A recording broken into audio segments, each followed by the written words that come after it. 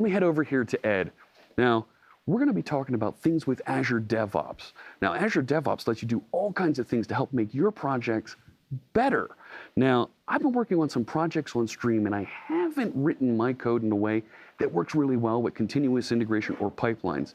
Ed, can you help me out with that? Why don't you let folks know who you are, and let's see what we can do to work on this. Sure. Yeah, so my name is Edward Thompson. I'm a program manager at Microsoft. I work on the Azure DevOps team, and my focus is kind of two areas. One is Git and version control, and the other is Azure Pipelines, which is our continuous integration and continuous delivery system. Now, I had a question earlier today from someone. Is there a difference between continuous delivery and continuous deployment?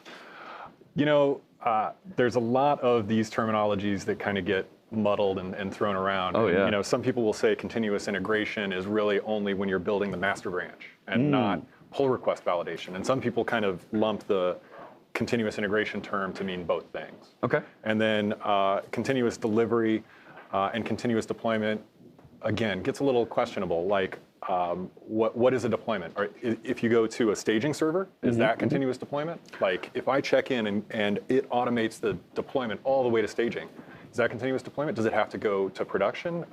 So these are all good questions. I think continuous delivery is what all those shipping folks are going to be doing here through the holiday season. Just continuous delivery. That's right. So I've shared with you a little bit about a project I've been working on my Twitch stream, where I've been building some tools for streamers to be able to build extension, to use web pages and things to enhance their interaction on their stream.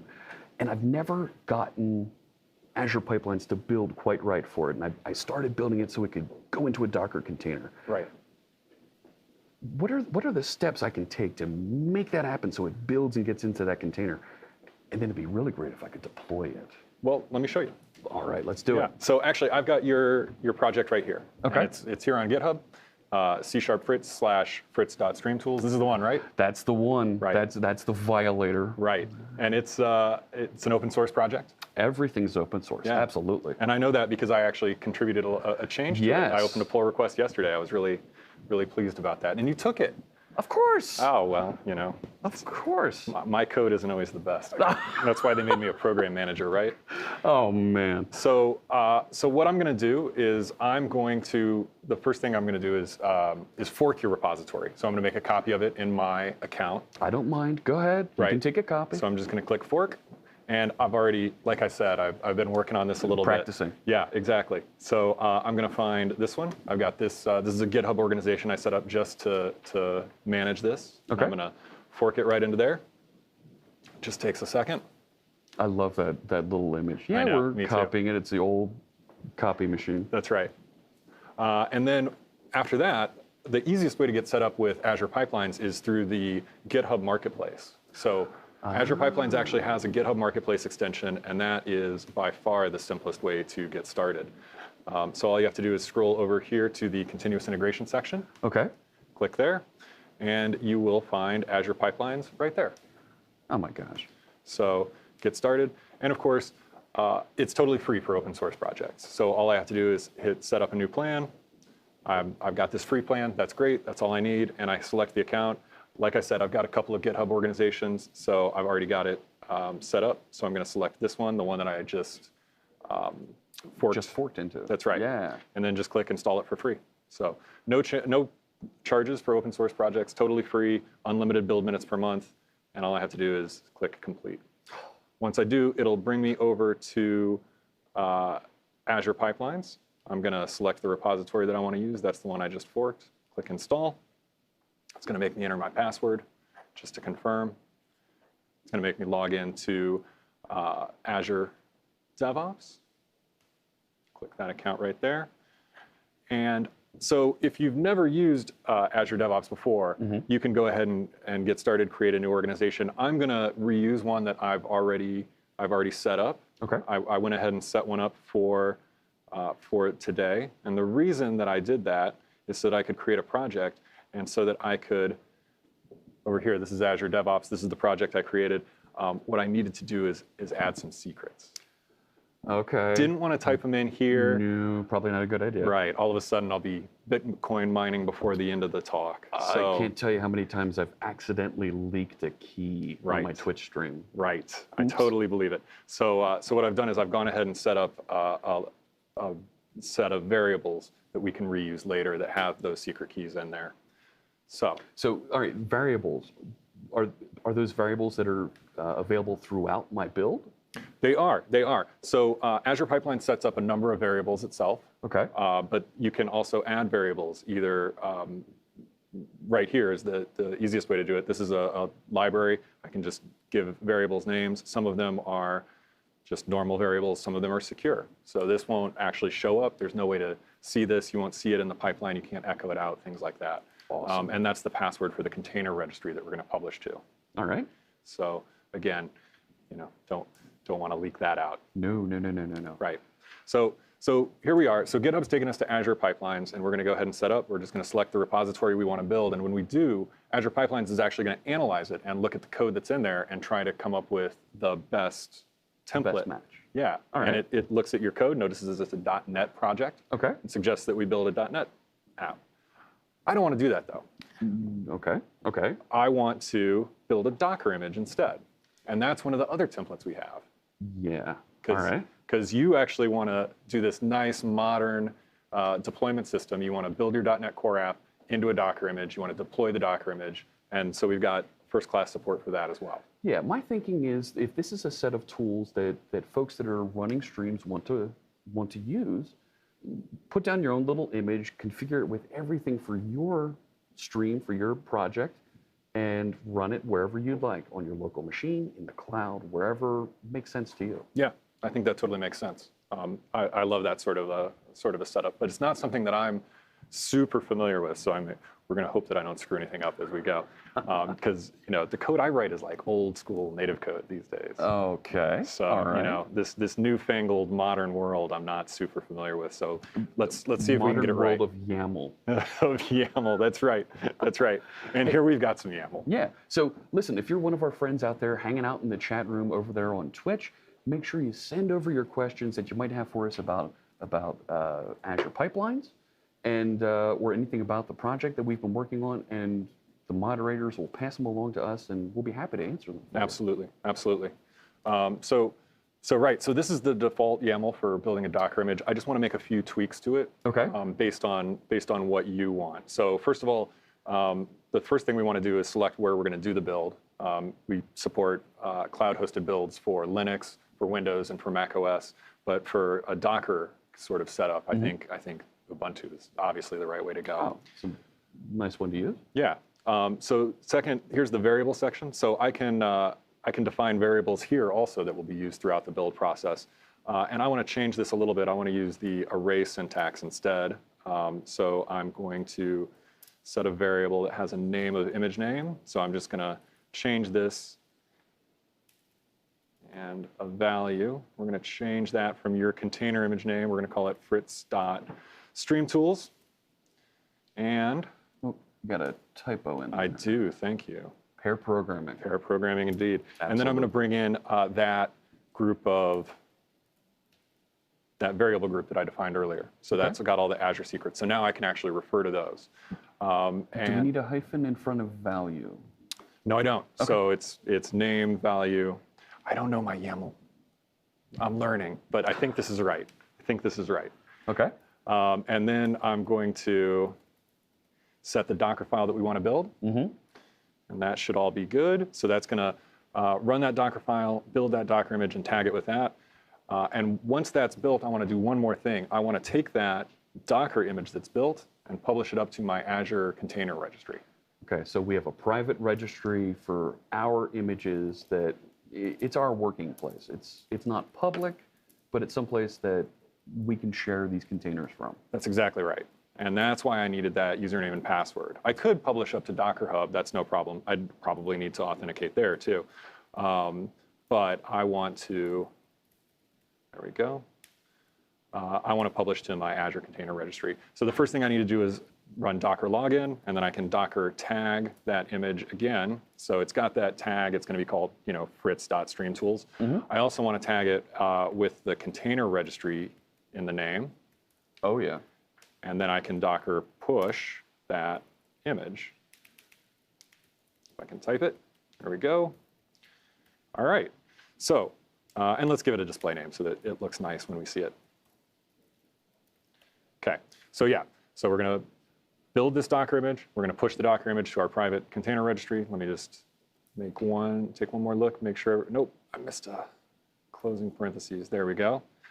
So that all looks good. We'll authenticate, we'll tag it, and then we'll push it. So when I click save and run, it's going to kick off our build.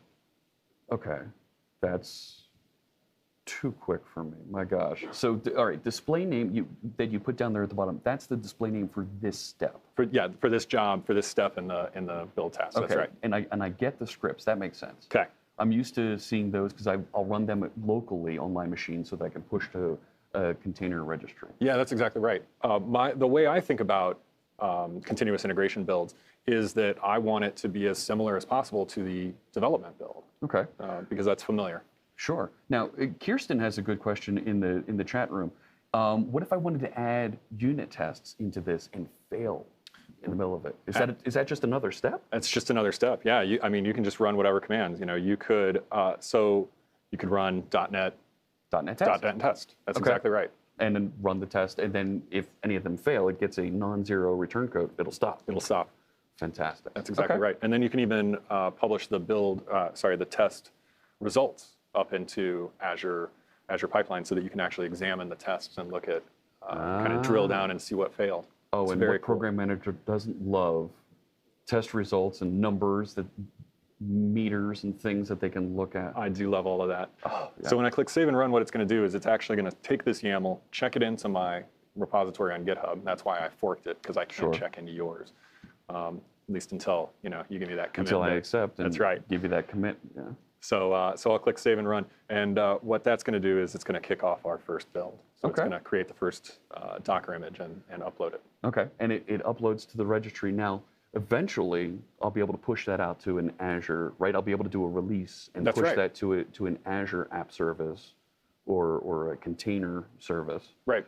Now, Kelcomnet in the chat room is asking, they're currently using Jenkins to build and deploy to servers behind a firewall. Can DevOps deploy to those on-premise? It absolutely can, yeah. Okay, so not just to Azure. Not just to Azure. That's one of the really cool things about Azure pipelines is you can kind of mix and match on-premises and cloud, however you want to do it. So, we have build agents in the cloud for you for, again, Linux, Windows, and Mac OS, so you can take advantage of those. But if you have some infrastructure on premises that you want to use, maybe you've got some complicated dependencies that you need to set up, and you want to do it once on your computer and then hide it under a desk and never touch it again. Oh yeah. And you can install the build agent on that, and so you can actually build with a mix and match of on-premises and cloud build agents. But the same is true for release. So you can release either to a cloud, whether that's Azure, which I hope it is. I like Absolutely. Azure. Or somebody else's cloud. Somebody else's cloud is fine too, or on-premises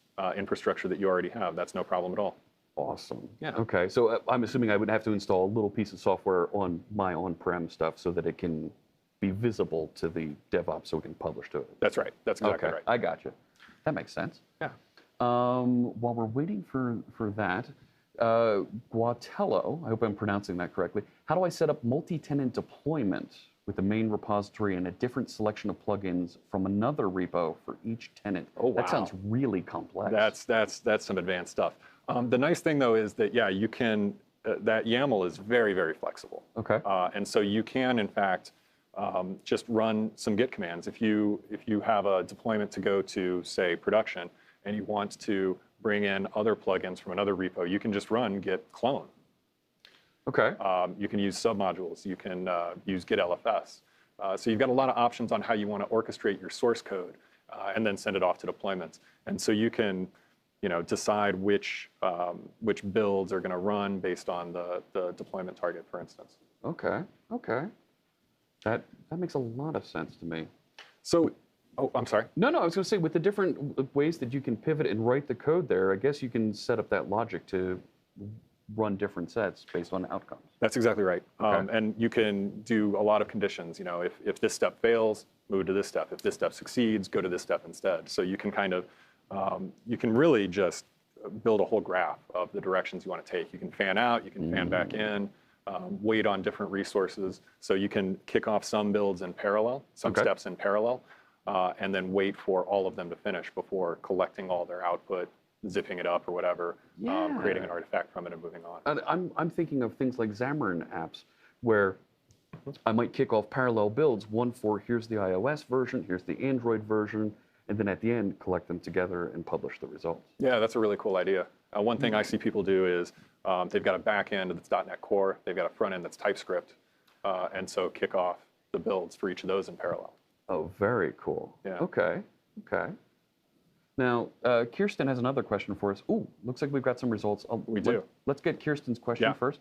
Can I access an on-prem database with my unit tests? I'm guessing Kirsten's referring to that are running on Azure DevOps. That feels like a firewall question. Yeah, that's exactly right. I would not do that myself, but what I would actually do is then move my build into an on-premises build agent. Okay. And that way you feel a little bit more comfortable about the security violation or the security separations that you're making. Oh yeah. Yeah. I've actually seen some folks where they'll create a Docker image that's using Postgres or some other database, and they seed that image with whatever test data they want, so that when they do want to run their tests, they pull that test database that's seeded with that stuff, and they connect to that. That way, there's no risk of damaging something behind a firewall or on production. Right. Yeah, so that makes me feel a lot better than touching production with a unit test. Yes. All right, so what do we got? Right. So what's happened is, so we've done the Docker build, and what that does is it pulls down all your layers and sets everything up. And then we go ahead and install it. We do the .NET restore, we do the .NET build, and that's that. And then we've got a Docker image. Very cool, right? Yeah. So that's just stuff that you already had. You had your Docker file set up in your repository. Yeah, we spent some time working on that previously. And it's been running great for me locally, but you've already got it published out to a registry. I do. And so why don't we take this then and let's deploy it. Okay. Because I've actually got an Azure web app ready to go. To receive it. I do, yeah. It's called... Oh man, it's like Christmas. ethompsondemo.azurewebsites.net. And I think all that's there now is, hello world. Right, let's zoom in on that. This is the simplest web app ever. This is live coding. Yeah. On Twitch. Yeah. If I view source, you won't even see an HTML tag. It's text. Printf hello world. Or nice. Yeah.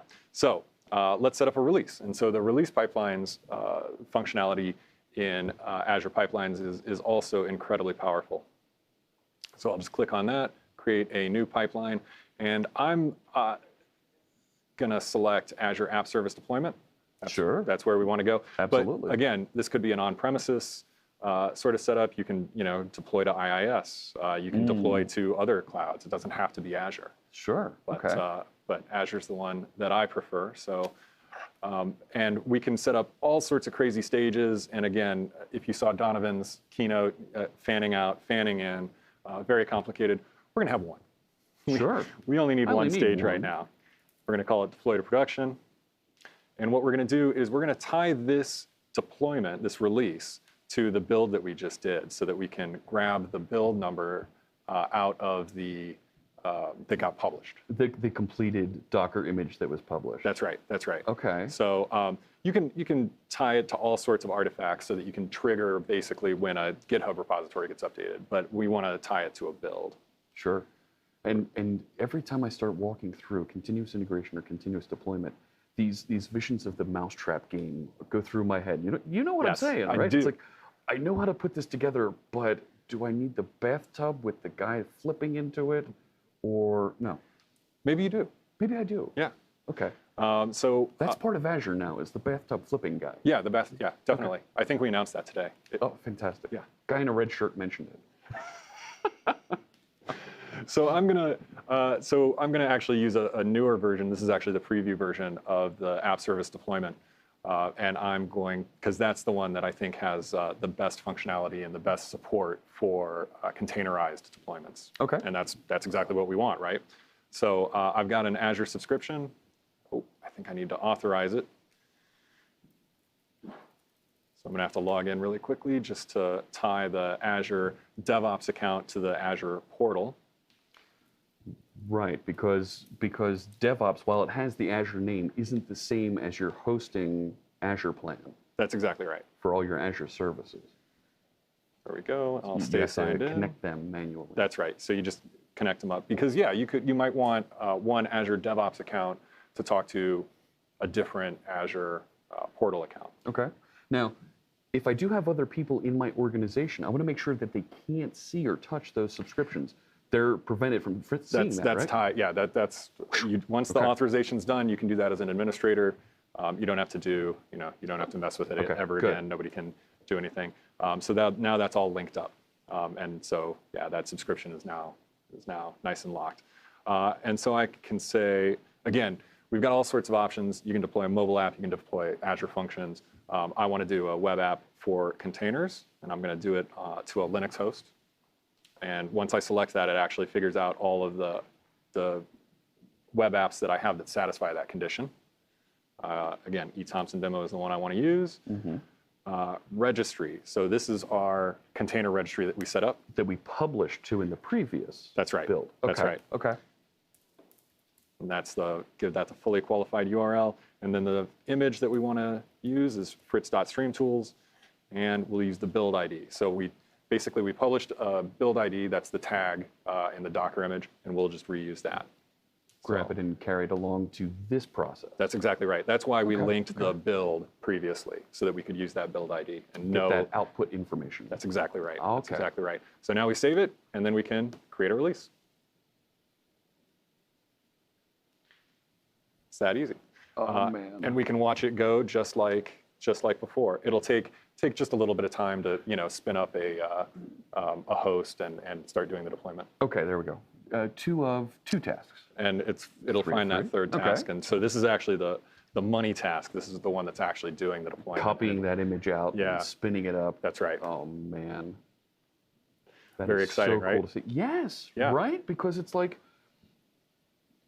I'm a right-click deploy guy for how many years? I know. I'm sorry. My buddy out there. Damien is crying right now. I hope he's watching, and I'm sure he's saying, "Friends don't let friends." Right-click, publish. Back in the day, before continuous integration really became a thing, Right. we did right-click deploy, and we had a folder on disk. We zipped everything up, and then we took that zip file, we handed it off. You know what I'm saying? I do know. We handed it off to our friend in operations, Right. and we both come in at 3 in the morning, and we take that zip file and put it out on the appropriate server, and it was blessed, and we ran our smoke tests, and hopefully we got to go to sleep by 7 in the morning because everything worked. Right.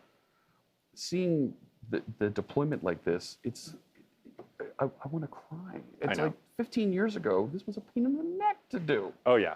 You'd get the whole team together in the conference room. You'd buy them pizza because you had to. And you printed out Word docs. Right. This is all the steps. Now, Ed, you're going to do these steps, and Jeff, you're going to do these, and Ron, you're going to have these. And everybody here's your mission that you have to do. And it's 3 in the morning, and you're all bleary-eyed, and you're praying that it works. Right. It's all totally manual. So many things that can go wrong. So many typos that you can make, especially because it's 3 in the morning. It's 3 in the morning. Yeah. No, you got to automate all that stuff. Yes. Oh my gosh. Yeah. So this should be just about done. We'll give it 1 more minute. Okay. And we have a question from, is that K Labran, or is it Clabran? Can the YAML be run locally, or should we look into using a build script the devs can run locally, and the YAML file calls into its steps? Right. So right now the YAML can't be run locally. I think that we're working on basically a local executor so that you could run the YAML locally. Kind of like how I have an Azure storage emulator locally. Exactly right. Yeah. So, but I don't have anything to announce there for sure. No. But it's a concept that is being explored. That's right. But what I like to do is actually have the build script. That way I can run it locally. I can debug it locally because spinning up a new build is quick, but it's not instantaneous. It's so much quicker if I don't have to do that. If I can just do it locally and find out what's wrong with my build script. So I can do that debugging. And then I have a build step that is just run the script. Okay. But that not everybody agrees with me. And so there's healthy debate on all sides. Well, and we just did that here, right? We ran the build script that built using the Docker file to actually compile and give us the image. That's exactly right. And so we had a good feeling that it was going to work fine because we'd both run this Docker file already. Just had to get version numbers lined up, right? The chase of the version file. Yeah, I know. Version numbers. That is tricky, isn't it? Yes. So we're moving along. Yeah. So that is still deploying. Sometimes it takes a little while longer. But right, hopefully, if you are running this for test or you're running it for production, right, you're not sitting there waiting with bated breath for it to be deployed. Right? No. You'll just get an email when it's done. Okay. Right. Usually you're not on camera, sweating the minutes. No, we're not on camera. Sweating, anything like that. So, right. Okay. So, hey, while that's going, why don't we take a look at what it actually set up in the GitHub repository? Because it's actually done some cool things. Okay, and this is why you were saying that you needed to fork and have your own version. You needed commit. What did it put into the GitHub repository? That's right. Let's take a look. I don't have a tab for that. Let me go open it.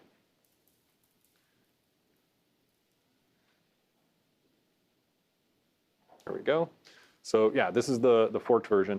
And the first thing you'll notice right here is that there's been a new commit by Azure Pipelines. Okay. And so what it's actually done is it's set up that YAML file, azurepipelines.yaml right there. And this was what we modified.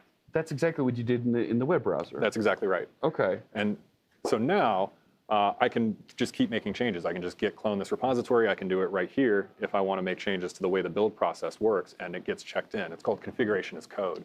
The idea is that you want the way that your code gets built versioned alongside the code itself. That way, as you change your build process, it gets reflected there. So I can roll back to a previous version, and I've got the old build process that reflected that. Or even if I create a branch because I'm building a new feature, or I'm building a new project that maybe I'm adding a Xamarin application to this, or I'm adding, in our case, we're building a Visual Studio extension. Right. Well, I need to change the build steps because there's now a step to build with Visual Studio. That's exactly right. But you don't want that in the master branch because that code doesn't exist yet. Right. Okay. Right. Okay. So this is really powerful. The other thing that it's done is it's set up some webhooks. So now, anytime somebody creates a pull request, it will actually run this build validation. It will run our continuous integration build. So if I make a change to the README, maybe I want to clarify this. What does OBS stand for? Open Broadcaster Software. Right. So maybe I want to call that out so that people who aren't familiar with it will know. Sure. I can open a pull request.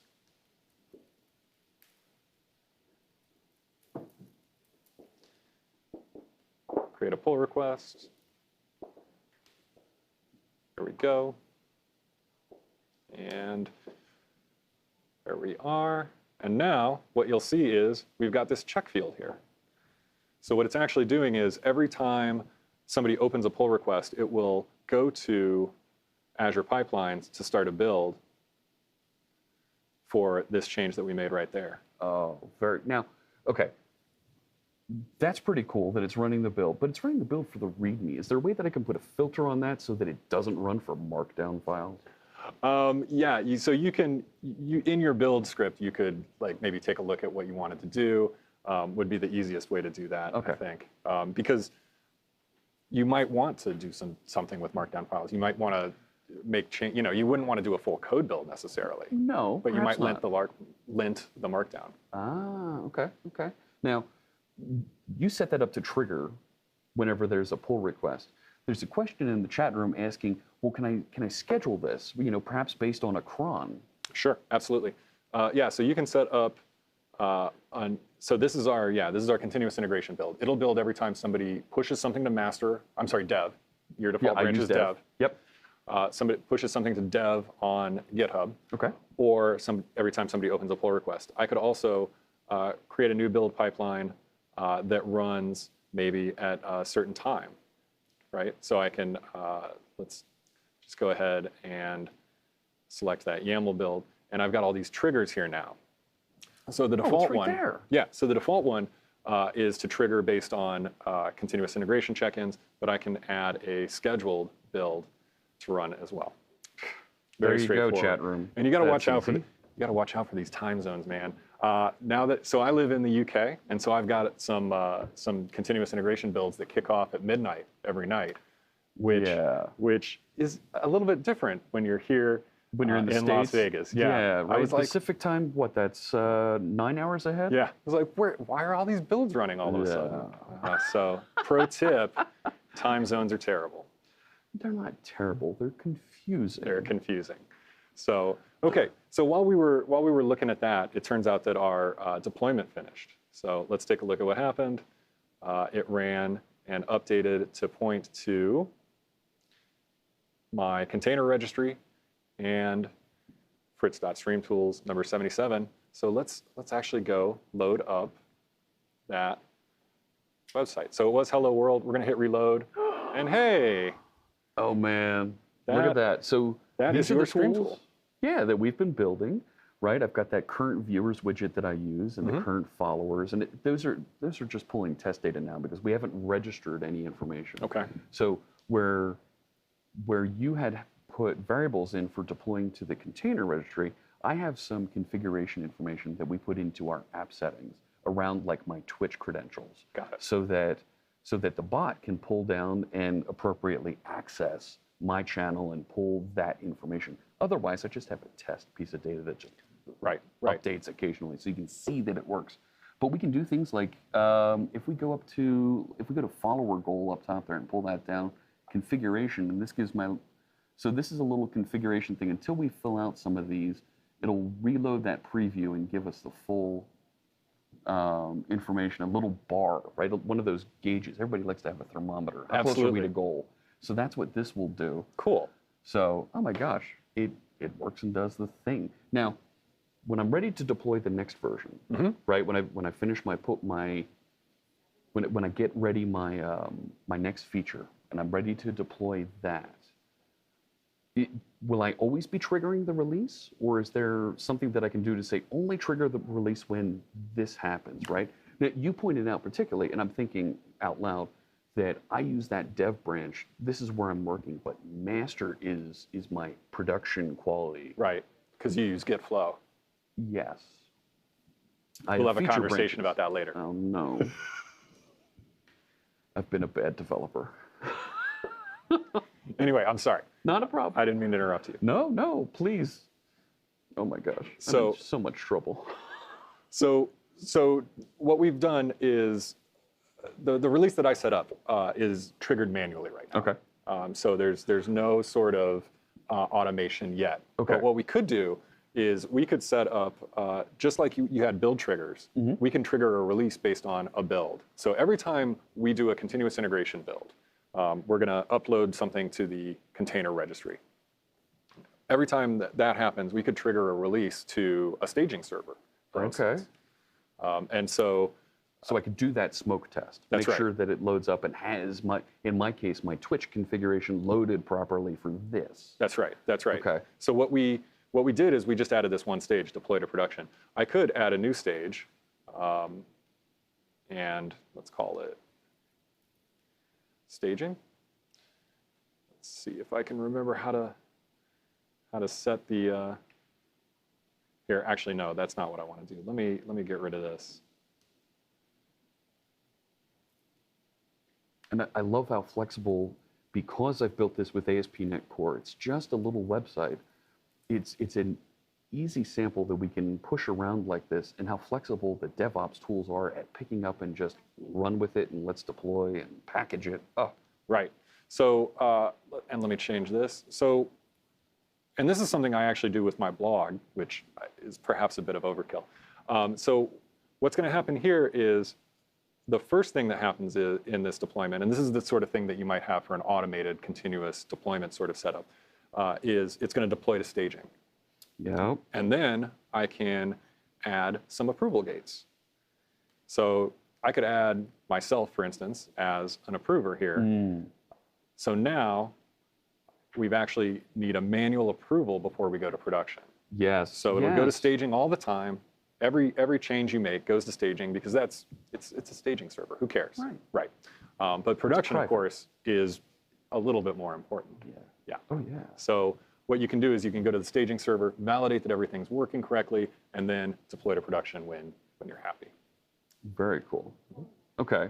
So that was a manual process. Is there, I'm assuming there's also automated processes, Sure. automated gates. Sure. Yeah. So, I mean, the most obvious one, again, is you could do a time-based trigger. You could do a trigger based on a build success. Okay. Yeah. Okay. Could I run integration tests with something like Selenium, and based on the results of those tests, decide, oh yes, here's my automated smoke tests, deploy. Yeah, that's absolutely. You can even do something that. Let me click on that again and edit it. So there we go. Oh, I didn't save that. Anyway, there are all sorts of these deployment conditions. So you can do gates. So here's a really naive one. 5 minutes after the staging go to production. If nobody's running screaming, then you don't cancel it and it'll just automatically go. That's pretty naive. But the more interesting things, I think, are, you can hit a REST API. You can run an Azure function. So something somebody did was Twitter sentiment analysis. Oh. Wiring up Twitter sentiment analysis. So you can roll back a deployment if people on Twitter are complaining about it. So there's all sorts of clever things that you can do. Maybe if somebody files a bug against you, you roll back. So that's query work items. I could put a command in my chat room and moderators could roll back. That's right. That's dangerous. It is. Yeah. So there's all sorts of clever ways that you can build your workflow. Very cool. That's what it is. It's a very customizable workflow engine. And there's notifications hooked up to these steps, right? I'm not just going to suddenly be like, oh, guess what? Version 78's in production. Right. No. You'll get an email. And in fact, the email that you get when we had that staging to production setup, you'll get an email and you can just click button to approve if you're the approver that's notified. Okay. And then the deployment process happens, and as we saw, 2-3 minutes later, boom, it's just up and running. Yeah. Does it gracefully deploy and swap that out? Sure. You could do blue-green deployments. You could do, you could do some sort of DNS update, or it's Staging incredibly slot flexible. And swap. You could do what do they call that in Azure? You could swap a slot. Yeah, that's exactly right. Yeah. The staging, whatever. Right. I don't want to get the name wrong. Right. Because Same. I'm going to. Same. But yeah, I love a blue-green deployment. Yeah. It's probably overkill for where you are today, but I think you're going to get there. There's a question here in the chat room. Speaking of integration tests, like we're talking about, because I really want to make sure that I deploy this properly. Do the DevOps agents have SQL Express or MS Local DB or SQL Server Developer Edition if they have to work with a database? Right. Do they have one of those? Right. The agents themselves do not have a database, but you could talk very easily to SQL Azure or something. Or this is an example of where you might want to run your own agent locally. And of course, it doesn't have to be locally in your data center. It could be something that you've provisioned in Azure yourself. Okay. Now I'm going to go to the last question from Kirsten. Kirsten's been pretty engaged during this session. Thanks so much for joining us. Can I use a deployment group to deploy to an on-prem test and then only deploy to on-prem production if the test passed? Yeah. That feels... That's some advanced stuff, but yeah, absolutely. Okay. It's really just a very flexible workflow engine. So you can just wire it up to if this, then that, if this, then that. Very cool stuff. Oh my gosh, Ed, thanks so much for helping me out with this. Thank you. I've got to get together with you about this afterwards. I know I'm going to get my hand slapped. Don't tell Donovan.